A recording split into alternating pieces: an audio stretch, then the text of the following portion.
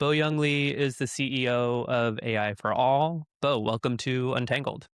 Thank you so much for having me here. I'm glad to speak with you. So, you recently wrote a really great paper called The Preppers of Palo Alto.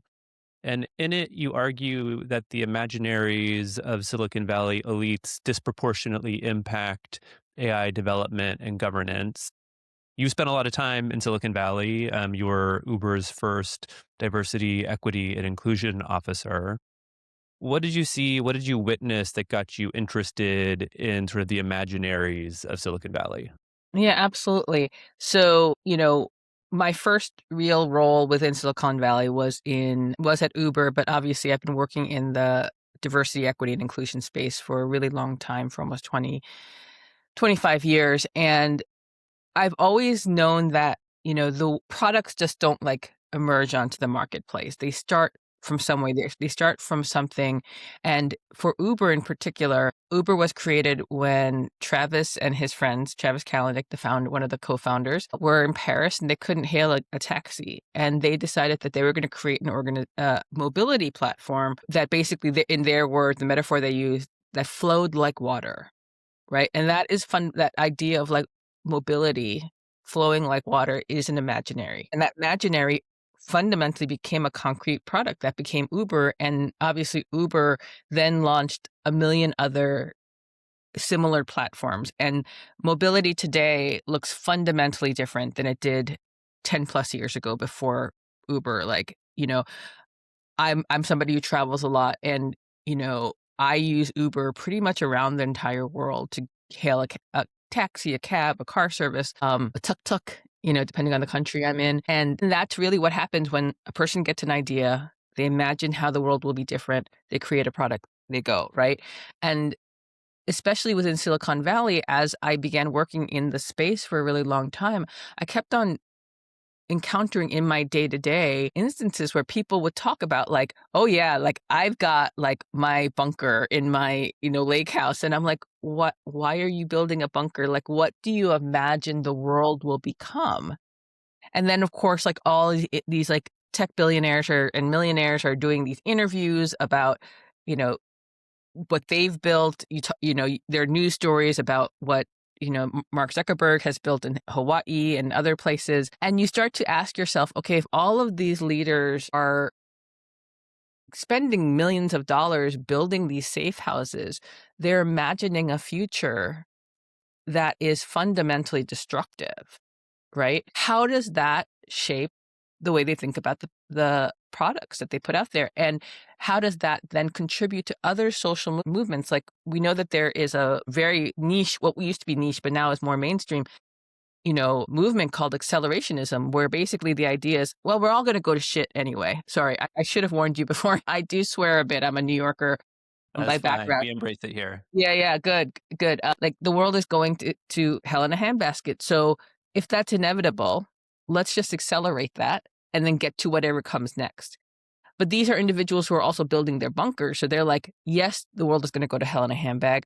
I'm going to ensure that I'm one of the few lucky survivors, and then I'll get to build the future, not thinking about how that accelerationist ideology impacts the 99% of us who can't build the bunker, who don't have those resources, who don't have those capabilities. And so that's really what I witnessed. And therefore, that's how I got so engaged in this idea of, like, imaginary shaping tech. And so, how do those imaginaries end up shaping in practical ways how company culture is formed, how companies think about safety, how companies think about harms that are happening now in the present? Yeah. Again, like, it goes back to, again, if the view is that these things are inevitable, that an economic collapse is possible, within the prepper. So I've been very intrigued by the prepper world, just generally speaking, probably for longer than I've even worked in Silicon Valley, because I think of it as such an interesting ideology. And in the prepper space, there's a few, like, civilization ending scenarios that they all prep for, and they prep differently based on the scenario. They think that there could be a massive economic collapse. They think that there could be some kind of like massive, unexpected environmental disaster that we can't prepare for. And we're not talking about climate change or anything like that, because that would be far too practical, right? To prepare for climate change. It's more like there's this massive magnetic solar flare that basically wipes out the entire electrical grid, that wipes out, that changes fundamentally the climate, and they prep for that. They think that there could be a nuclear disaster, and so therefore they prep for, there are different ways that they prep for that. But whatever they're prepping for, they're always thinking that civilization will kind of collapse. And if you think about that, if that is if that is the thing that even in your subconscious you're working towards, right? You're like, the world's going to end in one of multiple different scenarios. Safety doesn't actually become that much of a priority. Like, why should I be ensuring that my product doesn't harm young people? Because in a scenario where the civilization ends, most of those young people won't survive, right? Why should I be designing mobility platforms for women when women don't really play a role in these kind of like He-Man survivor scenarios? Why should I be thinking about people with disabilities? Because people with disabilities are the first ones to go in these kind of very disaster-oriented futures. And so safety no longer, things like ideas of safety and privacy and good governance and corporate stewardship sort of fly out the window if you think that the civilization that we're living in right now is not is on a short-term lease, and that there's something else is going to come and they get to build it. Yeah. Yeah. I mean, you identify in the essay power as the mechanism Yeah. by which imaginaries become institutionally stabilized, like they become normalized, Yes. which I think is a really useful reframe. I'm curious, like, what would it look like for alternative imaginaries um, gain traction in that context to sort of build that kind of institutional power such that it sort of starts to shift ever so slightly, Right. perhaps, Yeah. what companies, the sort of future companies are working towards? Yeah. That's a great question. So to give you a little bit of background about my own where I started in my career. So I very much this sounds like a really funny way of saying it, but I'm very much trained to be a capitalist. My undergraduate degree is on economics and psychology. I have an MBA. I spent, many decades working in the corporate space, Fortune 500. Very much instinctively think about like capital as a mechanism of influence and change. And one of the great like taglines that I took from my business school from when I was getting my MBA however many decades ago is one of my management professors said, the thing you have to understand about politics, not like governmental politics, but like corporate organizational politics, is she said, it's not good nor bad. All politics are is how we make decisions to distribute scarce resources. And by limited resources, it's fundamentally about capital, right? It can manifest in different forms, like number of headcount, like certain people get more headcount, certain people get less headcount. It can manifest even in something like the CEO's time, but there's that adage, time is money. And so that idea of politics, which is fundamentally about the distribution of limited resources, gives you a good idea of how power actually works. Like power is fundamentally about who gets the thing that is limited, who gets to make that decision about distribution. And right now, we live in a world where we have literal billionaires controlling some of the most fundamental technologies that shape our daily life. Like none of us could survive without Google. Let's be super honest. Like all of us use Google multiple times a day. And if not Google, we probably use something that is powered by Google, Gmail or something else. I use Google Maps all the time to make sure I don't get lost. You have organizations like Palantir, which we don't as consumers encounter on a day-to-day basis, but we do in a way because Palantir is the backbone to so many of the surveillance infrastructure that currently exists within our societies, in our society.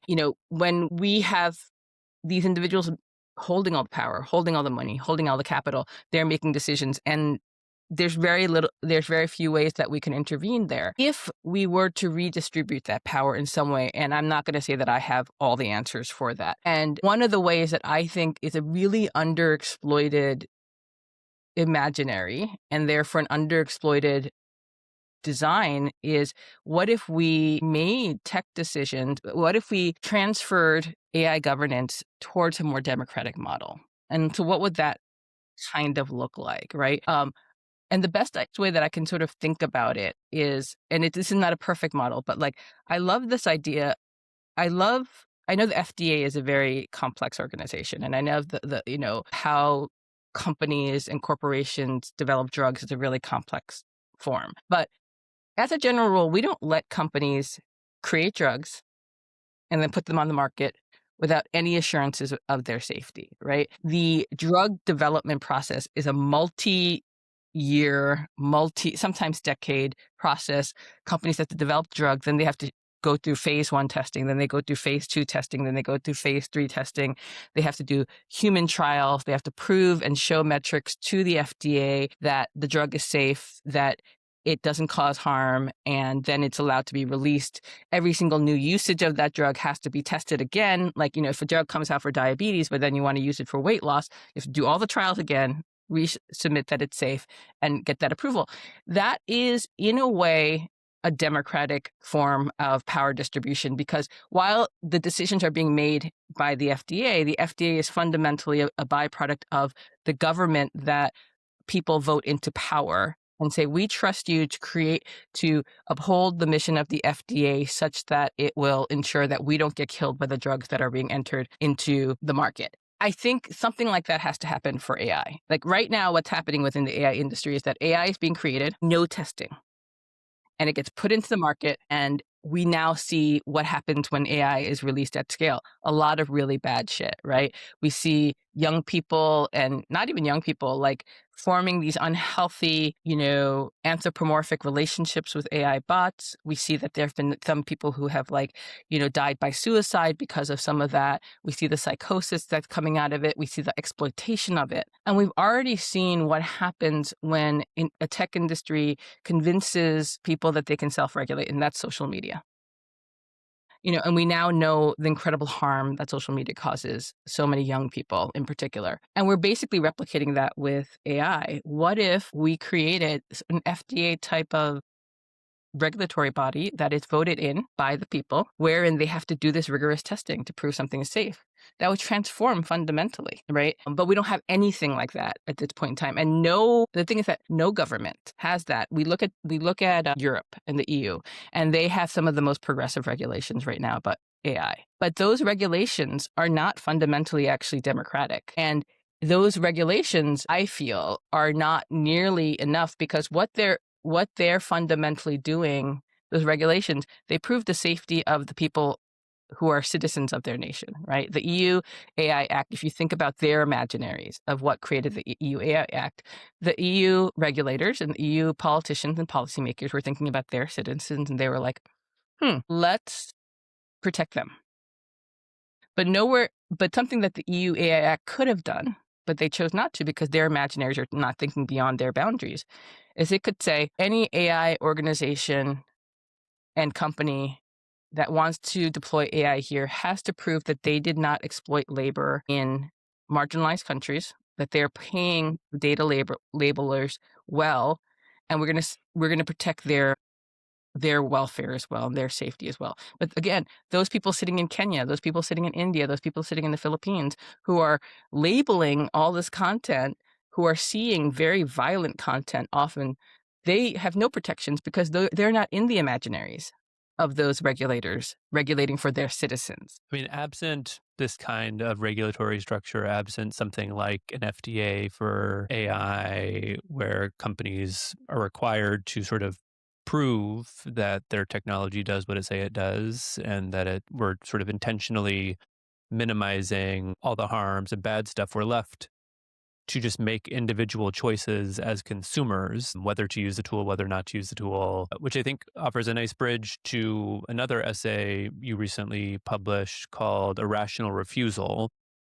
And in it, You point out that women face systematically harsher professional consequences than men for identical workplace errors. This is something we know, right? It's in the research. Women are more likely to be fired. They're less likely to find subsequent new employment. It's often what scholars call tighter world with narrower margins for mistakes. And so when a high error rate tool like generative AI enters that context, right? These tools are inherently probabilistic, so they're going to make mistakes regularly. That response ends up being asymmetric, right? Like women know that they're going to be held personally accountable, whereas men's mistakes might just be absorbed as the cost of experimentation. So, in other words, you're making the point that like the AI gender gap isn't an access gap defined by a lack of confidence or awareness, Right. it's rational. Yeah, absolutely. Um, and it's not simply the error rate and the tighter world that women live in, right? There's so many different aspects of how AI was fundamentally developed that should make women question the technology. And, women are generally, if they know that a product wasn't designed for them, and AI, let's be super honest, women didn't ask for artificial intelligence. Like, if you think about the origins of artificial intelligence, I mean, the first time that term was articulated, it was like back in like 19, I think 56, with a group of At a Dartmouth College yeah, meeting exact where no women were present, if I no women, recall. no, right, no women were present, and these researchers were basically like said to the NIH where they got their funding from. They're like, if you give us like this money, we'll go up to Dartmouth, and we think by the end of the summer we'll have a pretty functional working artificial intelligence. Like, why computing power was almost non-existent, and like, that was their imaginary. They thought that they could create, and that fundamental imaginary that they started off with has now led us to this world. But if you look at the history of epistemic and like epistemic, like exclusion of women from computer science overall, none of computer science was ever really designed for and by women. And we've always had to figure out, how do we adapt these technologies to who and what we do. Once, of course, the technology gets adopted by women and we excel at it, right? Like social media, women, let's be super honest, like the first influencers were women, right? The first people, suddenly the things that we then kind of internalize and make our own, and then it gets belittled. Then it gets like marginalized. Then like now that's no longer important because women have figured out a way to master it. And artificial intelligence was not created by women. It was never created for women. And think about the form of artificial. There's one thing I always like to tell people is like, when people say AI, I always say, well, which form? Like, which form are we talking about? Are we talking about generative AI? And even within generative AI, are we talking about LLMs? Are we talking about image generation? Are we talking about decision-making artificial intelligence? Are we, thinking about like quantifying ones? Are we talking about autonomous vehicles, which frankly will be the first form of embodied AI that most of us will ever engage with? None of that was, again, designed particularly for women. And women are asking the question, like, why do so we know that women are trained to be better communicators than men. And again, I always say it's not that women inherently are better communicators. It's just that from a very early age, girls and women are coached to use more words to communicate better. Why would a Yeah. woman need to use an LLM when she might be a really great writer? Right? So she's not going to use it because she's like, I have a great voice. I don't struggle writing my emails. I don't struggle writing my reports. Yet she's viewed as less competent because she's not using that LLM, right? Women don't use women are not using the image-based generative AI as much. And guess what? A lot of men are, and the vast majority of the men who use image-based Gen I, they use it to create deepfakes and other things, right? There was one study coming out from the UN that found that anywhere from 90 to 95% of all deepfake Gen AI videos and images are used to create non-consensual sexual, you know, content, with, of course, women being the victims within those generated images. If men are saying, well, we're using Gen AI, and I'm like, but you're using it to make deepfakes, like, is that really like the way that we want to say, well, okay, women aren't doing that, so clearly there's this gap. Right. It's not a And then, gap we want to close. yeah, and then of course there is that, tighter world mistake, higher punishment for women who show any kind of error rate. And it's not just women, right? Anyone who comes from a marginalized community, anyone who is fundamentally differentiated, it could be you have a disability, you can be a person of color. Like there's a lower threshold. So we are more likely going to question the things. And I don't think that I think we have to stop using the benchmark of like, what are men doing? That is the standard by which everybody, should be judged. Like, why aren't we using women's superior communication standards and capabilities as the standard for non AI communication? And so and this is something AI for All believes very fundamentally. We believe women should be in the AI industry. We believe that the AI industry and the people building that technology should look like the humanity and the societies that we live in. That is fundamentally what we believe. And we believe that the next generation of leaders should be look like humanity. And that's how we know that AI will more likely be used for the good of humanity. Like that is something we fundamentally believe. But at the same time, we also believe that we should be more critical of what good usage looks like. Yeah, I mean, it's interesting. Like you're writing about why it's rational for women to refuse AI. It wasn't built with them in mind at all, and using it can make them vulnerable. Your organization is sort of simultaneously trying to shift like what AI is and how it's governed by ensuring that it better reflects the diversity of humanity. How do you think about like this interplay between refusal and sort of working towards a reimagined alternative future? Right. I think the refusal isn't in AI overall. I think it is a refusal of the AI we've been given today. And I think those are two very different ideas and ideologies, right? Again, we started this conversation talking about like the imaginaries and how that shapes then real world infrastructure and how those imaginaries fundamentally manifest in systems of operations and systems of power. The AI we've been given today, the AI that we are told this is what artificial intelligence is based on those imaginaries of destruction, of inevitable, civilization ending dreams, you know?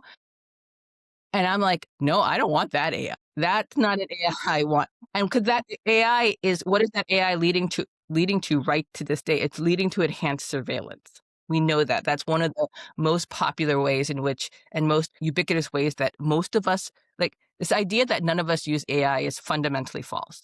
And even if you've never voluntarily gone into an LLM, even if you've never used a transcription tool, even if you've never pressed that button in Gmail that says, write this email for me, you're still using AI, but you're using it involuntarily, right? You're being surveilled every day. Every time we go through TSA and they kind of take that picture of our screen, that's an artificial intelligence that we've engaged with. Every time we go into Amazon and they have those recommendations, that's an artificial intelligence. Every time we talk to a chatbot, a customer service chatbot, we're engaging with artificial intelligence. So we can't say that nobody is like there's a single living person, unless you are truly a Luddite, is not engaging with artificial intelligence. But I don't want that form of artificial intelligence. Like I don't want to be surveilled. I don't want them to write my emails. I don't want them to fix my, like, how many times have I had Gemini like suggest an alternative sentence to what I've written? I'm like, no, I like my sentence. Please don't Yeah. fucking. I think what we're doing as a mission at AI for All fundamentally is we're asking people to say, how would you like to apply this technology? What problems would you like to solve? And that's actually something that we train our students. So our students that we recruit and train, we ask them at the very beginning, articulate a social problem that you think can be addressed and helped using AI. And our students have done all sorts of amazing projects. We've had, students who have worked on using AI to better locate and more effectively locate ideal locations for wind farms. We've had students use artificial intelligence to increase and make cancer detection more effective. We've had one woman who was like, you know what? I'm a woman of color and I really have a hard time finding the right products for my skin in this marketplace. Can I use AI to analyze all the products that are out there? And I'm like, hell yeah.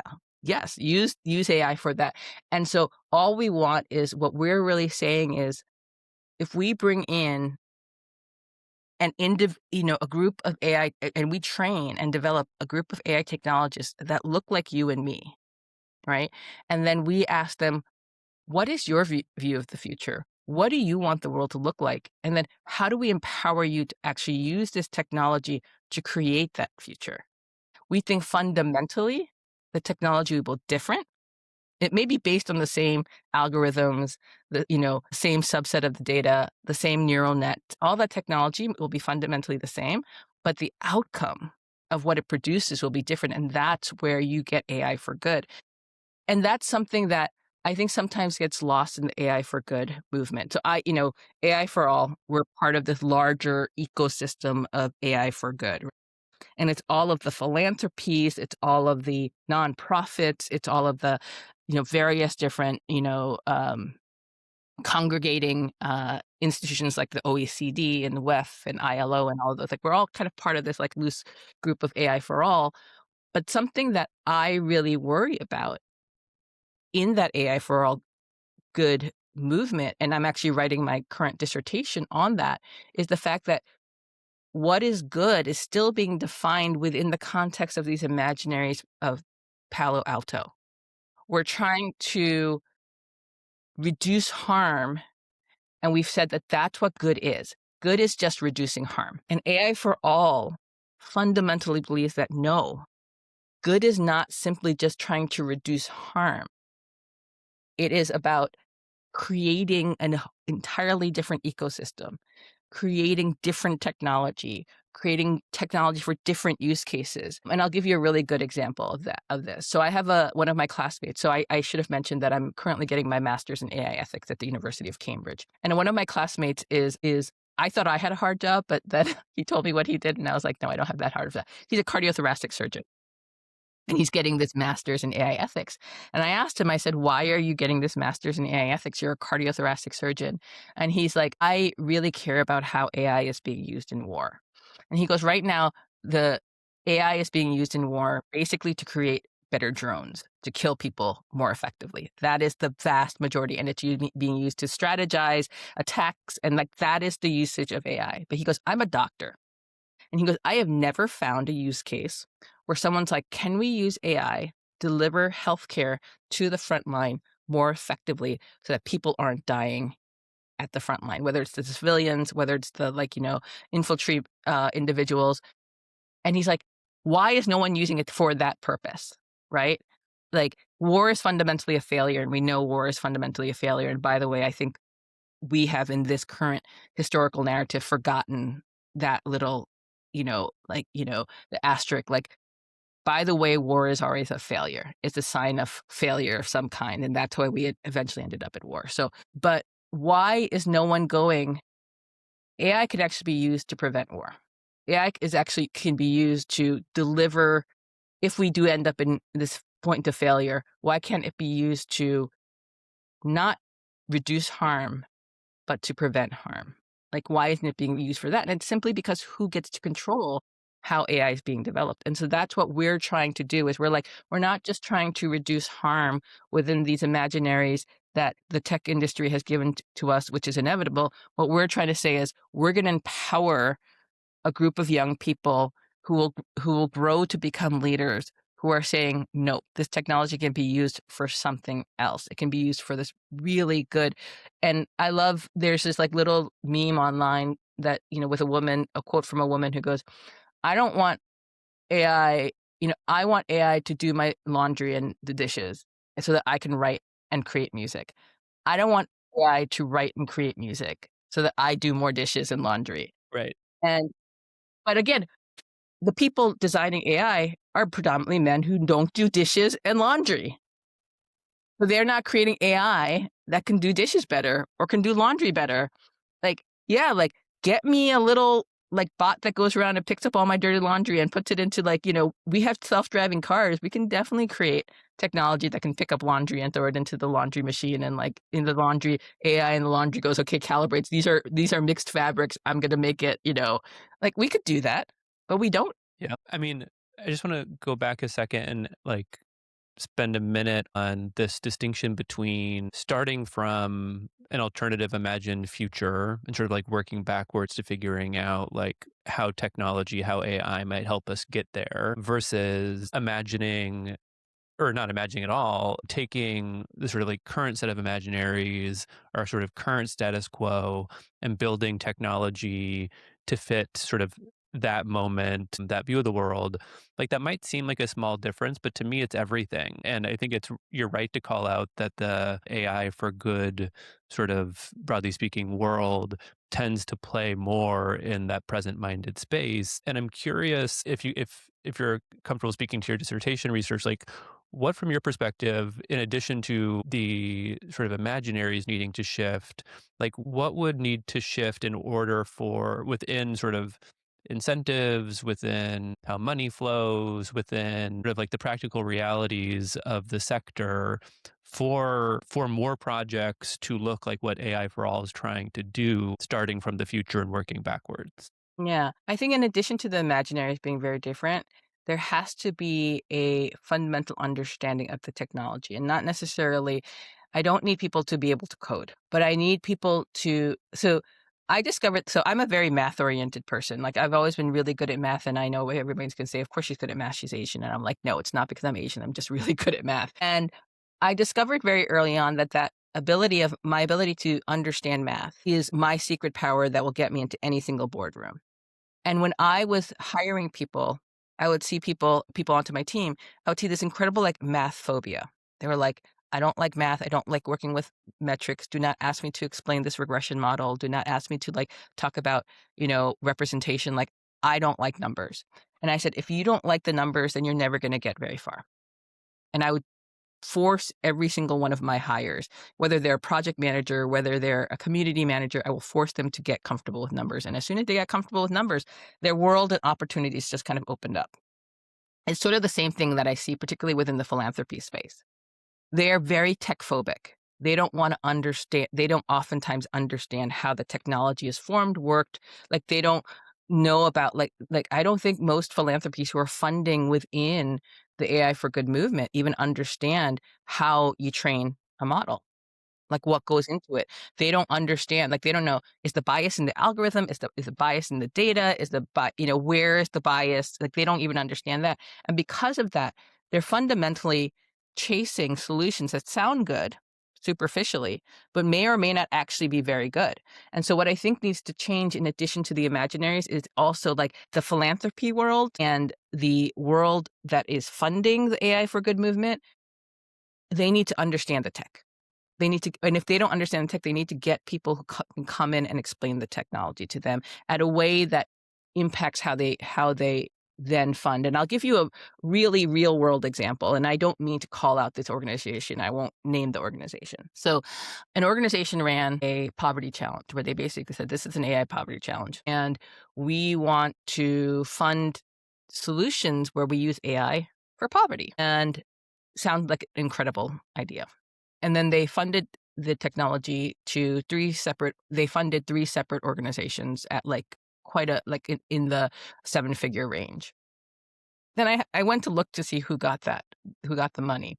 And in every instance, these organizations, and one of them was like the ACLU, for example, in every instance, AI was being used. What these organizations committed to doing is using AI to create interfaces for people living in poverty or people who are first generation college students to be coached and tutored to enhance their success. And it kind of sounds cool. You're like, I'm going to create AI agents that help first generation college students more successfully finish college. And like, who would deny giving more resources and access to like artificial intelligence agents to first generation? Sounds good. Did this, but there's research that shows that when you actually train large language models, and most of these organizations were saying we're going to use large language models and then create these agents and so forth. There's research that shows that when you train, and this is across all of the large language models, it's not just ChatGPT, it's not just Claude, it's not just Gemini, it's not just even Grok, Llama, it's all of them. When you train them to eliminate overt racism, overt discrimination, the covert bias becomes stronger. So what does that look like in a large language model? So in a large language model, if I went in there and I said something like blah, blah, blah, blah, blah, N word, right? A large language model will say the N word is a racist slur and you can't use it. And, it'll say the right thing. But that same large language model that won't let me use the N word will, if you test it and you give it two pieces of writing, one in standard English and one in African American vernacular English, it will rate the African American vernacular English user as less intelligent, less educated, and all the stereotypes that we know exist for people who use African American vernacular English. So then, if you are going to create an agent who are coaching first generation college students to help them complete college, and the vast majority of or a substantial subset of these students then use African American vernacular English in their engagement with these AI agents, what is the AI agent going to think about those individuals, and how will it influence the advice that they and the coaching that they give to these students? Those LLMs may coach the students to take less rigorous courses, to not take math classes, to not take the science classes, to go for the easier majors. How does that then influence, right? And this nonprofit that gave these grants in this poverty challenge, they were really trying to create something good. And they were really trying to fund great technology. But I think the nonprofits that made these solutions, that wrote these proposals, I think the philanthropy that gave these grants didn't fundamentally understand the tech and how it worked and where the bias actually exists and how that bias unconsciously then moves into the technology that's built. And I think that's the reason why I worry. I mean, you're right to worry. This is bringing me back to I worked at USAID for 8 years and helped to build and ultimately lead the Center for Digital Development. And this is like at a moment when mobile technology was taking off and everyone was imagining how the use of mobile phones might allow us to end poverty or sort of fundamentally change how we approach international development. And so much of my job was people coming saying that they had an idea to build a mobile app for like XYZ problem. And I would sort of help them articulate and sort of interrogate the problem that they were trying to address and the future that they were trying to work towards, and then like map backwards to like what role, if any, does tech have to play. And like often it didn't play any role. Sometimes it played a sort of like very targeted role. But what was sort of brought to the fore were all of the sort of like systemic challenges: race, power, gender, all of the things that were making the problem that they were looking at through the lens of a technology so Right, much more complex. right. And I feel like we failed somehow to learn those lessons and are just like reapplying it in the context of AI. Yeah, absolute, 100%. Like, take something as simple as headshot. Like, there's a ton of AI generated headshot tools now, right? And apps. I've used multiples of them to like clean up my headshot. Every single one of them tries to retrofit my face into a Western normative face.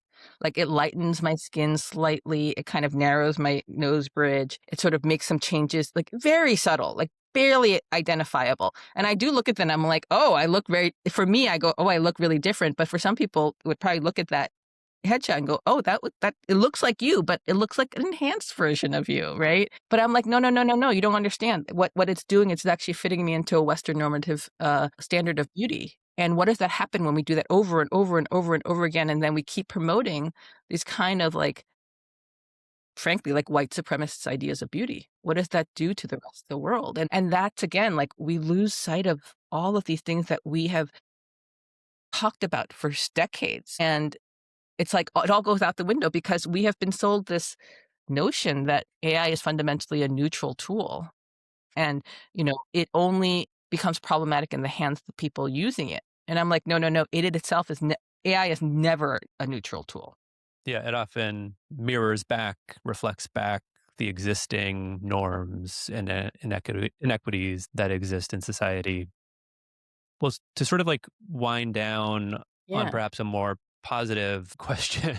Yeah, yeah, yeah, of I mean, if, course. if if AI for all succeeds, right? If in 10 years the AI workforce genuinely reflects the diversity of the population, if we've sort of successfully started to shift some of these imaginaries, like what actually changes downstream? What's the sort of more optimistic version of that scenario? Yeah. And what do you think are sort of like the built-in constraints, if any? Yeah. I'll give you a really good example of what that would actually look like. I'll give you a really tangible example. AI agents replacing humans and humans losing jobs is a choice.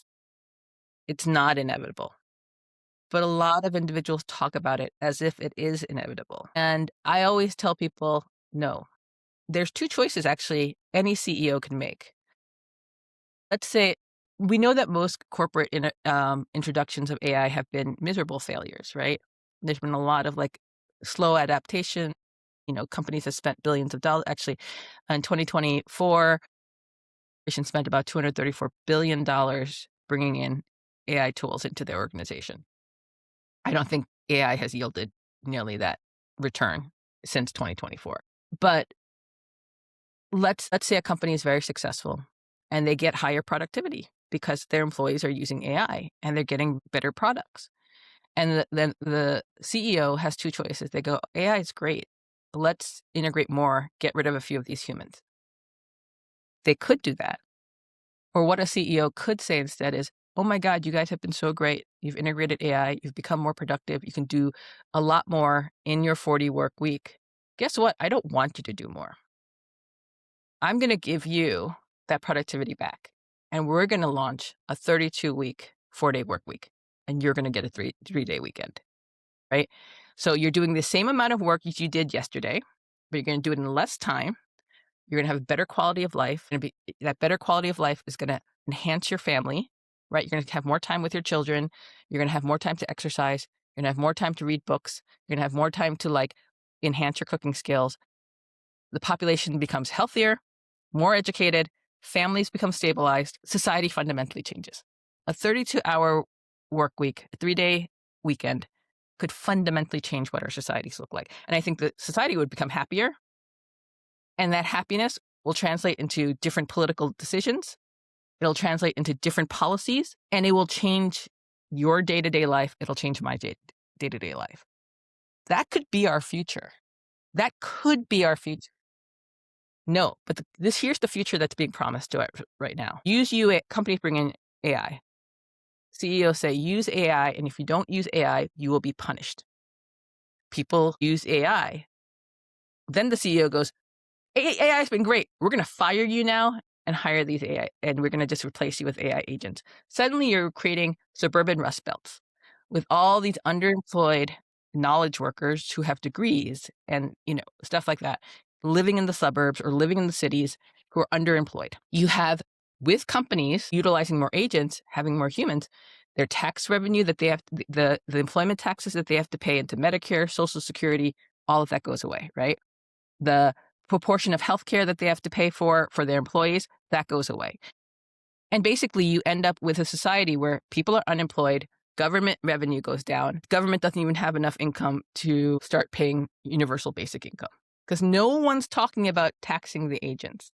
No one's talking about how do you replace the tax income that goes away. And you'll have a fund, and the future that we're being promised right now is one where you have underemployed people, poor governments that can't fix roads, that can't put money into education. Why would we want to adopt a technology that is promising us that future? Yeah. I mean, I'm compelled by your vision, but I think what's most important, or one of the things I'm taking away from what you said, and which is something I try and emphasize in my own writing, is that this is a choice, Mm-hmm. right? This is not the future that we're being promised through these imaginaries are not inevitable. We can make alternative choices. We can start walking towards alternative futures. And I think that right now we're sort of, as your writing makes clear, we're trapped by these imaginaries that are shaping sort of what we're pursuing. But if we can see them as imaginaries, if we can start to call them out, we can start to move in a different direction. Like a CEO, like I was talking to a CEO a little while ago, and he said, "But what can I do differently?" Because he had read the article that shows that about 40% of Gen Z workers are actively sabotaging their AI integration. Because Gen Z is actually one of the most negative about AI because they feel like AI is going to steal their future, right? He said, "What's one thing I can do differently to maybe change the way that my employees think about AI?" I said, "Go in tomorrow during an all hands and say, Guys, I know AI is really scary. If you guys use AI and you actually show greater productivity, I'll give you that productivity back. I'll give it back to you in terms of more time off. Like if you're really more effective, if you can do the work of 40 hours in 30, I'll give you that time back. Guess what? You will have an entire company using AI to the max, finding the most innovative ways to use it, integrating it, and like you'll be the one CEO that did it. I said, I guaranteed that to you. And so I said, there are micro choices, right? Like I use AI all the time. I use ChatGPT. I use all of it. I use Otter. I do everything. But I said the one thing I never do is I never anthropomorphize my AI. I've never called my AI anything other than it. I'm like, it did this thing for me. And I said, and people are like, is that really that powerful? I'm like, yes. It keeps me at arm's distance from the AI. And so that I can stay objective to what it is capable of doing. If I start calling it a he or she, if I give it a name, I start to blur that line and I can no longer extract myself from the imaginaries that have been fed to me. So there are small choices that none of us, even if we don't understand the technology, each one of us is empowered to make small choices every single day to reject those imaginaries and try to build something that is very different from what we've been told is inevitable. That's right. Well, that's a great place to wind down. The last question I end all of these on is, what advice would you offer your teenage self? I would offer my teenage self, be kind to your back and your feet. You only have one of each. Wear sensible shoes and start taking glucosamine much earlier. Because if you don't have a good body, you can't be a change warrior. You have to be strong to do this work of transformation.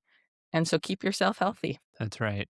All right. Well, everyone should read the essays that we talked about. I'll include them in the show notes and check out AI for All. Bo Young Lee, thank you so much for coming on Untangled. Yeah, thank you so much for having me.